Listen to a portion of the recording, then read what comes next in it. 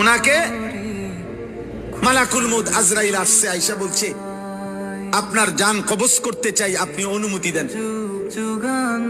হাদিসের মধ্যে আছে প্রত্যেক নবীকে মৃত্যুর পূর্বে মালাকুল মউত জানায়, অনুমতি চায়। অনুমতি না নিয়ে কোন নবীর জান কবজ করা হয় নাই। তো ইব্রাহিম আলাইহিস সালাম বললেন, আজরাইল আমার একটা ছোট্ট প্রশ্ন আছে আল্লাহর কাছে, তুমি একটু জিগায়া আসো।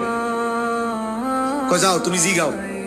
তো আজরাইল মালাকুল মউত বোঝাচ্ছে, বলে তো তুমি গিয়া বলবা আল্লাহর কাছে, আয়াকবিজুল খলিল রূহা খলিলিহি, আল্লাহকে জিজ্ঞাসা করবা গিয়া যে ইব্রাহিম জানতে চাইছে কোন বন্ধু কি বন্ধুর জান কবজ করে?